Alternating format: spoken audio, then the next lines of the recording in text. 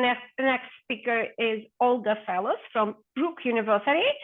And so she will talk about how can I be a mathematician, reflections on self-regulation in context of innovative technologies in mathematics education. Okay, so please go ahead. Thank you. So lovely to be here. I was a quiet participant today just so that, I could take notes and see where I can bring in some of the ideas that were shared earlier today. So I will begin. I will talk a bit about technology in mathematics. Obviously, there is so much more to say in the 20 minutes that I have, but just a bit, a taste, self-regulation in mathematics, and then talking about teacher preparation, where I teach at Brock University in Ontario, Canada, and then I will finish with pedagogical approaches. I will start with my positionality and perspective. I am a mathematics teacher educator. I have a PhD in teaching, learning, and evaluation. I am a teacher by profession and an educator by vocation. And I teach at Brock University in the teacher education program. We have two math methods courses. So we have teacher candidates just for two very short courses where we're trying to do almost the impossible. I'm the team lead of the PJ Math, and I work with 4, sometimes 5 session instructors. And why I'm indicating that, I am noting that because there is some level of unlearning to do with session instructors as well. And that's tricky because of the misperceptions and misconceptions about what mathematics is and what it means to do mathematics that we're trying to change together with our teacher candidates. This results, and again, these misconceptions and misperceptions about what mathematics is results in losing too many students to mathematics, which is an idea that was alluded to in previous talks this morning. And I specifically would like to mention some of these ideas. Shai Cohen said students are utterly afraid at the time when they come to a university level math course. Dan said we need principles to improve math education. Pam and Dan's conversation during the break was fascinating. I was eating lunch and enjoying taking notes, mental notes, but I did capture, this is not how I learned math, Pam said, is something that many parents, if I captured it correctly, say to you.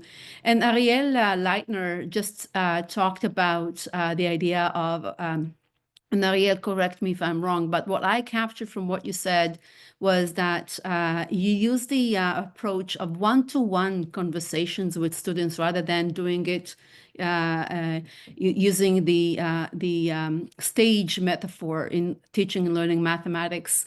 So educational change in mathematics, education specifically in mathematics, is never simple. It's not easy, but I think we are all, I think it would be safe to say that we are here sharing the same perception of change, of the needed change. I would like to start with a shout out to a recent paper. It was published in 2023, but the online publication, but I think the right reference would be 2024. A paper written by Wilner Galit and Levin, I wrote the name, Ilya. And what I like about this paper are these two particular quotes, both post-phenomenology and constructionism avoid looking for a pre-given essence of technology. We need to be careful with that. Instead, they conceive the relations between the learning I and the technologies around him or her as dynamic and co-constructive. I think it's a very powerful quote right there. And then the next one, the combination of these two theories, and they're talking specifically about post-phenomenology and constructionism. The former is was promoted by Don Idy, and the constructionism was introduced by a Papert, Seymour Papert. And so they say that the combination of these two theories leads us to conceptualize education in the digital age as a complex system of post-phenomenological relationships between students, technology, and the world. Why is this important? What are we trying to do? When I teach teacher candidates about best pedagogies to teach mathematics today in the 21st century, what I think is helpful is the understanding that we have shifts in needs. And I think the movie Hidden Figures does that best, right? People were hired, and we had a lot of talk about job market earlier this morning. People were hired in the past as calculators to do the complex calculations. The reality today is that this is completely changed, right? The computers and different technologies can do the calculations for us. So what is it that we need to pay attention to? And this is where the PISA comes and OECD come to as guides, where we start to understand what the current mathematical literacy needs are. And so what I would emphasize here is that we need to pay attention to individuals' capacity to reason mathematically, and it's less about calculation, it's really about reasoning mathematically, and to formulate, employ, and interpret mathematics to solve problems in a variety of real-world contexts. We want our students, including teacher candidates, who by extension will work with the future generation of citizens, to be able to describe, explain, and predict phenomena in a way that is fluent and in a way that is flexible. And there is a big difference between fluency and flexibility. Both are essential in preparing future generations to be, to feel comfortable with mathematics. And when we think about what is mathematical literacy, okay, I see that I have copied it twice, so I will move on to Ada Lovelace. Where does she come into the picture? But before I do, I would like to share with you the fact that my birthday is also today. And I just got a bouquet from my family, so which was nice. What do we know about Ada Lovelace? She was homeschooled, at least this is how we would refer to the education, the type of education she got in our current vocabulary. She was committed to learning. She was a woman, a mother, an inventor, a poet, and what we are trying to incorporate or introduce into our teaching, teacher education programs, she was an interdisciplinarist. So why is this important to emphasize? It is important because we are trying to get away from the uncritical acceptance of traditional pedagogies in teaching mathematics, and that alludes to, again, to the conversation we had, I overheard during the break. But let's talk about the significance of today's lecture. Gathering. We are talking about the birthday of Ada Lovelace, December the 10th, and the birthday is actually 209 years ago. And when I looked into the what's special about 209, and again, it is about developing this understanding that numbers are not just objects to master in terms of facts. It's important, yes, but perhaps even equally or perhaps even more important is the relational understanding of relationship, the understanding of relationship between numbers. And so 209 is the smallest number with 6 representations as a sum of 3 positive squares. An interesting fact that stands in line with what Ada Lovelace did. In our context of teacher education in mathematics, we focus on human technology relationships, and the notion of self-regulation is not foreign in the work of mathematics, especially with regards to mathematicians' biographies and even perhaps by autobiographies. It has been the driving, self-regulation has been the driving force in thinking about and making sense of mathematical ideas in the lives of many mathematicians, including Ada Lovelace. And so where do we put ourselves in this development? Mathematics and technology has witnessed a long story where we notice that we have witnessed developments that are aligned with current shifts in societal and economical needs.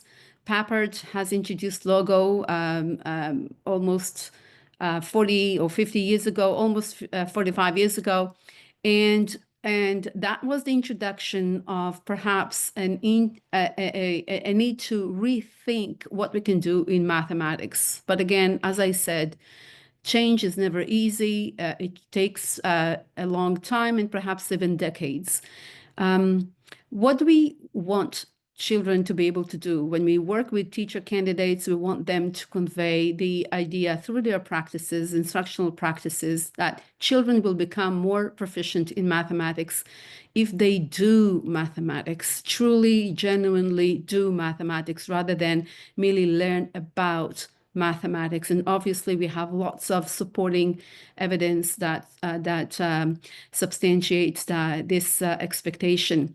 The very first ICME study in 1985 and 1986 was devoted to the influence of computers and informatics on mathematics and its teaching. And it was the beginning of a very big movement. But again, the interesting point is that the distance between what we already know in research is finding it very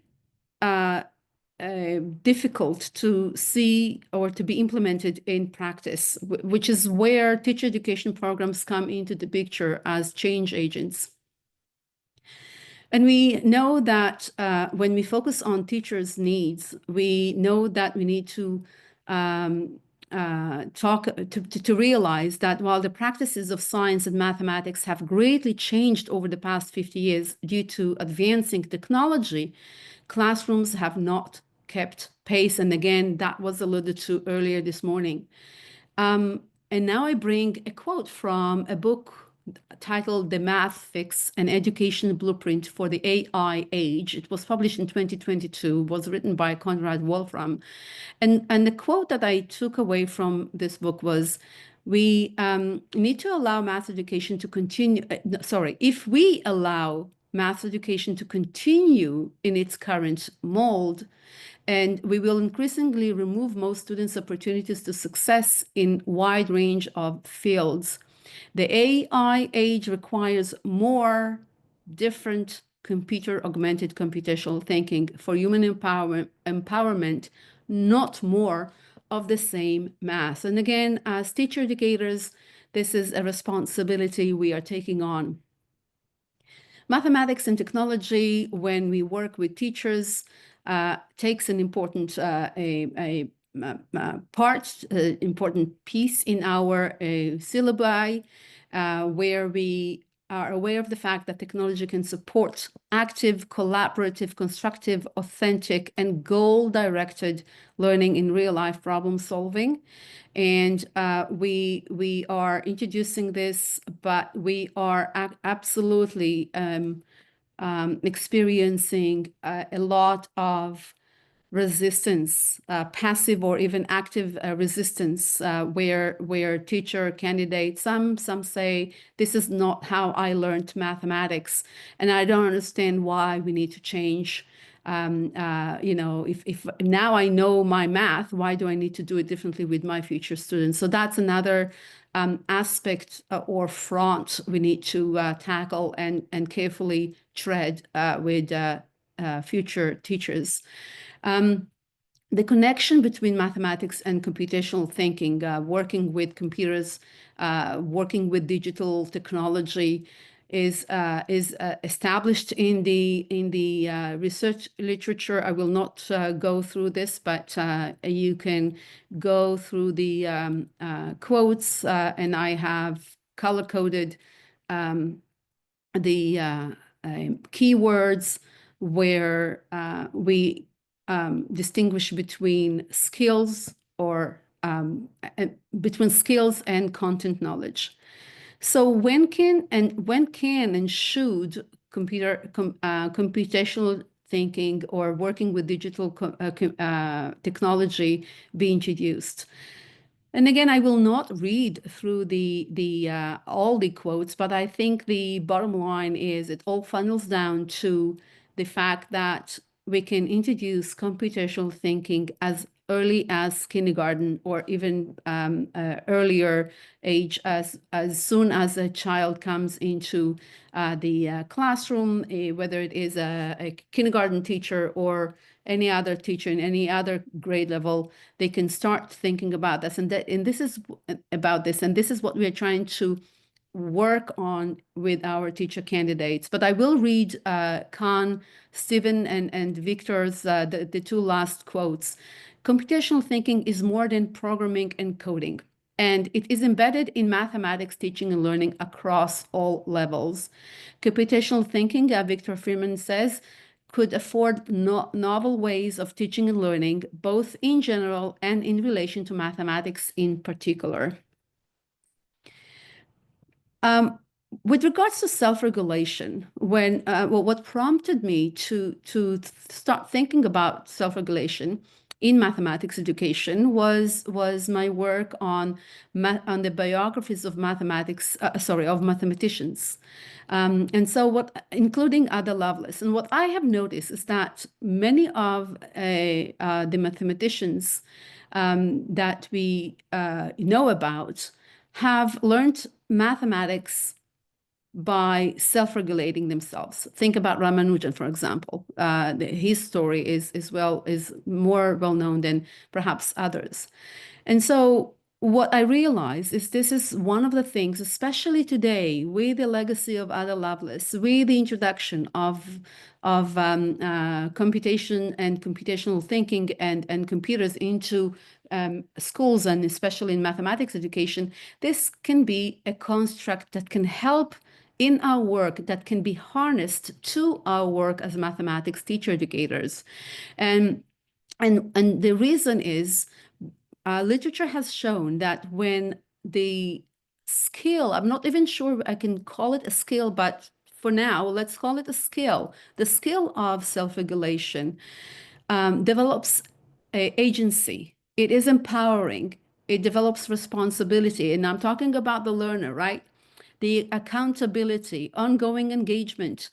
It really reflects the true meaning of curriculum, which means to run with the student, which is something Pepper talked about. It really also aligns with the true meaning of the word mathematics, which is that is learned. It's all about learning. And mathematics is all about learning. And self-regulation, if we adopt it as a construct in mathematics education, working with teacher candidates can evolve and transform learning environments. And there is a difference there within evolving and transforming. It's not only introducing completely new ways of making sense of mathematical ideas, but also transforming the pedagogies and learning strategies that we have been traditionally using in mathematics. So self-regulation can tectonically push educational systems forward, and obviously mathematics education takes on an ethical flair, an ethical flair in these efforts. Self-regulation is an active, constructive process whereby learners set goals for their learning, plan actions, monitor and regulate and control what they learn, why they learn, how they learn, and when they learn. And again, yes, I am talking about mathematical concepts and the relationship between them. What we know about self-regulation in mathematics, in the field of mathematics education, we have some reference to this construct in the work of Alan Schoenfeld. Students develop appropriate habits of mind to gradually become effective problem solving, keep track of how their efforts are going, and adjust accordingly, truncate fruitless attempts, look for alternatives, revisit assumptions. And doing so, and this is what I really love about the work of Schoenfeld, because he shifts attention from it is all about finding the answer quickly, always doing it right, and always finding it easy, to an understanding that mathematics, real mathematics, is about thinking processes, mathematical thinking. And doing so does not guarantee that one will find a solution, but at least it keeps the door open to finding a solution, right? So in our work as teacher educators at Brock, this is what we're trying to do, to convey, to impart to our teacher candidates, and that's an exhilarating, but at the same time sometimes frustrating, because not 100% of our teacher candidates absorb this, understand this deeply, and move on to the field with these refined understanding of what mathematics is. So self-regulation in technology-rich environment allows for curiosity on the part of the students. It changes the students from passive to active learners. It builds on individual interests, provides different learning experiences, responds to different needs and development trajectories. It focuses on conceptual understanding through verbalization. This is another construct that we are working in our with our teacher candidates. Self-regulation, perseverance, while offering new ways to approach problems through tinkering. And there is on the right-hand side at the bottom, there is a reference to the notion of tinkering in mathematics and how it is relevant to what we're doing today.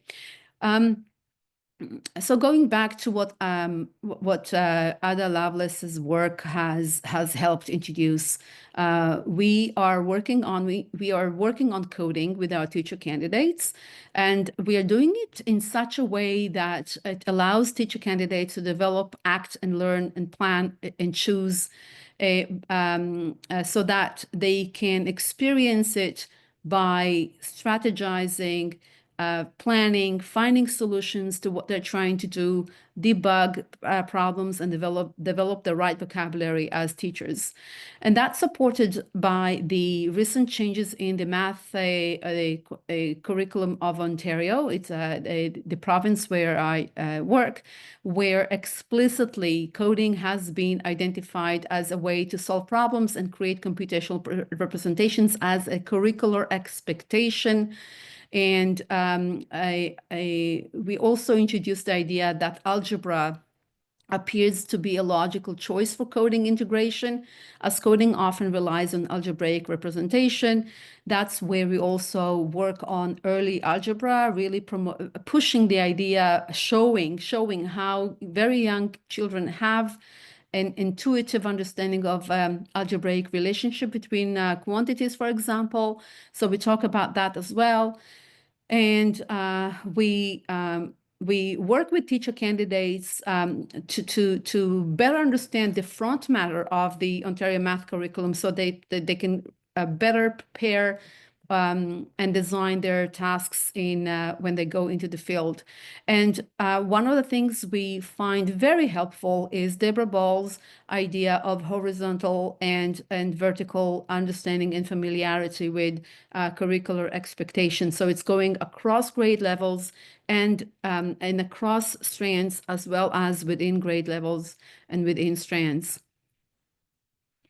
One of the things my colleagues and I were entertaining, an idea we were entertaining was that we would probably sometimes need to change the name of this school subject that we call mathematics, given that the way it is perceived traditionally kind of many times shut down other ways or other perceptions of what is it that we are trying to do when we teach mathematics today in the 21st century. I'm using the idea of Occam's razor to present a list of pedagogies that we are working on with our students. And there are many more, but these I find are reflective of the legacy of Ada Lovelace. We are working with the idea of low floor, high ceiling, wide walls, where the idea of low floor means no prerequisite knowledge is required. Rather than now, it should be no prerequisite knowledge is required. So every child, every student can understand complex mathematical ideas just by simply being able to be engaged both physically perhaps and cognitively in the process of sense making. And so one example that is presented in the paper Gadanidis published in 2012 for the learning of mathematics showed that fourth graders can easily understand very complex ideas such as fractions, infinity, and limit. Can you imagine a fourth grader talking comfortably and fluently about the concept of limit just because they had a very particular experience with the idea in class that day. And again, through the pedagogy of low floor, high ceiling, wide walls. Wing strategies is another pedagogy that we are, it's another instructional strategy that we are promoting with our teacher candidates. Developing a habit of mind that I know when I know, that's taken from Lorinda Brown, 1995, classroom discourse, where a child, I think it was a third grader or fourth grader, in a work that was conducted by Deborah Ball, where one of the Sorry, students... Olga, for interruption. You have about 2 minutes left. Yeah, thank you. Okay. Yeah, and where they had a student by the name, obviously it's a pseudonym, Sean, have recognize a new kind of numbers. We talk about computational thinking, mathematical thinking, talk about the idea that ideas in mathematics are not compartmentalized. We talk about generative, evaluative, and motivational understanding of math and the experience of math, positive dispositions, conceptual and procedural understanding, productive failure rather than productive struggle, flipped classrooms, building thinking classrooms, UDL, and enabling constraints. And I think this is the end of my presentation. Thank you. Thank you very much, Olga.